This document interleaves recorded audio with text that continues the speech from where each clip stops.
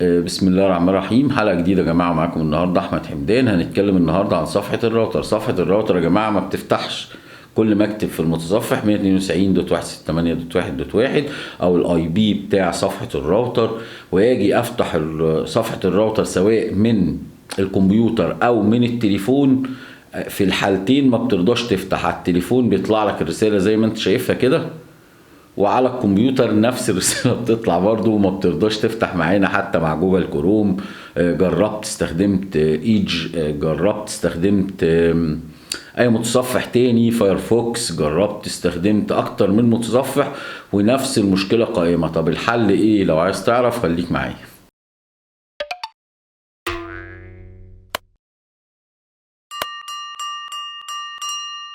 طبعا في البداية كده المشكلة تعالوا نشوفها على الموبايل. بنيجي في البداية كده نفتح جوجل كروم على التليفون ونبدأ نكتب 192.168.1.1 ونعمل انتر. هنلاقي المشكلة قائمة على التليفون. طيب ايه هي المشكلة؟ بتلاقي المتصفح بتاعك كده كتب لك 192.168.1.1 وكتب لك unsupported بروتوكول، ما بيدعمش البروتوكول ده. كاتب لك كلمة ايرور SSL فيرجن. خلاص ركز في كلمة SSL فيرجن دي. طيب اول ما تشوف الرسالة دي على طول افهم ان المتصفح بتاعك مش قادر يدعم حاجة اسمها SSL. الاصدار اللي هو بيدعمها حاجات اعلى، ده الاصدار القديم، فهو ما بيدعمش القديم. فالمتصفحات القديمة هتشغل صفحة الراوتر، المتصفحات الحديثة مش هتقدر تشغل صفحة الراوتر. يبقى احنا فهمنا ابعاد المشكلة كده بالنسبة للموبايل. وبرضو تعالوا نشوف المشكلة على الكمبيوتر، هتلاقيها بنفس الطريقة ونفس الخطوات ونفس كل حاجة. تعالوا نبص عليها وارجع لكم تاني بعد ما نشوف. في البداية كده طبعا هنيجي نفتح جوجل كروم، هنكتب فوق 192.168.1.1 ونعمل انتر. هتتفاجئ ان الرسالة دي طلعت لك. طيب لو جينا برضو ننفذ نفس الكلام ده على موزيلا فايرفوكس، خلاص، وجيت هنا برضو هكتب 192.168.1.1 برضو هنا هنلاقي انه بيقول لك unsupported version of security بروتوكول. انا برضو مش بدعم البروتوكول ده بسبب حاجة اسمها SSL error. خلاص الفيرجن بتاع ال SSL ده انا ما بدعموش. نفس القصة هنا. طيب تعالى نروح نبص على ايدج. خلاص 192.168.1.1 نعمل انتر بتاع، يجيلك برضو هنا نفس الكلام unsupported بروتوكول وايرور برضو SSL. خلاص يبقى الرسالة دي اول ما تشوفها كده افهم بقى ان المتصفحات كلها الحديثة ما بتدعمش بروتوكول بتاع صفحة الراوتر ال SSL اللي عند حضرتك ده. طيب الحل هنا ايه؟ هقول لك ببساطة. تعالى كده نجرب جوجل كروم نسخة قديمة، يعني حاجة على الجوجل كروم العادي ده اقفله، وعندي نسخة جوجل كروم بورتابل قديمة على الكمبيوتر كده، هبدأ اشغلها. تمام، بدأت اشغل جوجل كروم الاصدار القديم اللي عندي ده، دي نسخة بورتابل. لو جيت كتبت هنا 192.168.1.1 وعملت انتر، هتلاقي الجوجل كروم الاصدار القديم فتح اهو.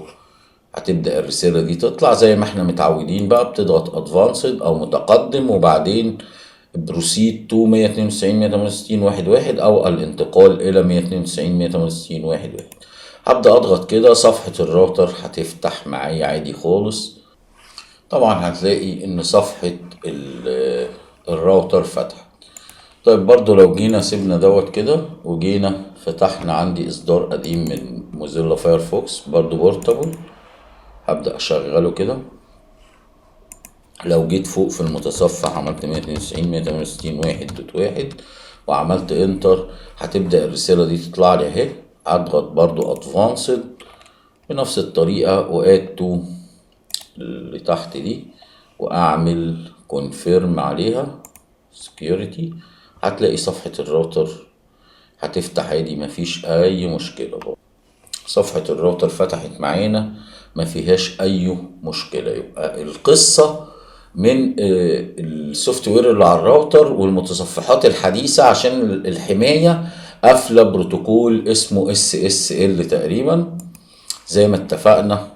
والرسالة بتطلع لنا انها مش تنفع تفتح صفحة الراوتر زي ما انتوا شفتوا كده على 2 متصفح قدام اشتغل. طيب عندك المتصفح UC ده برضو ممكن تنزله الكمبيوتر او تنزله للموبايل. الUC ده بيفتح صفحة الراوتر على طول. لو جينا عليه كده كتبنا فوق 192.168.1.1 وعملت انتر هيبدأ يفتح صفحة الراوتر عادي، مفيش اي مشكلة فيه.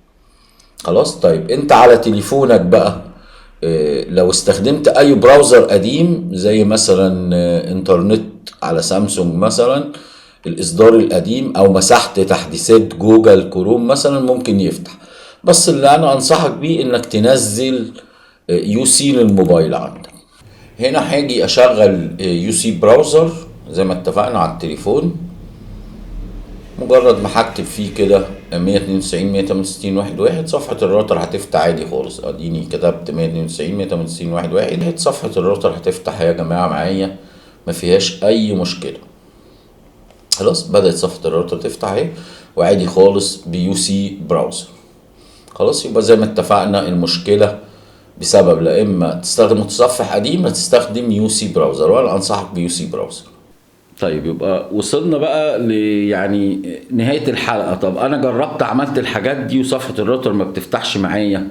لا، في حلقة بقى احسبها لك هنا فوق خلاص في المتصفح في علامة التعجب اللي فوق دي او تحت في الوصف برضو ازاي نقدر نفتح صفحة الراوتر بطريقة تانية، ولكن مع متصفح UC براوزر المشكلة هتتحل. يعني 90% من الراوترات خلاص او الاكسس بوينت مع المتصفح المشكله بتتحل وبتفتح صفحه الراوتر عادي، مفيش اي مشكله.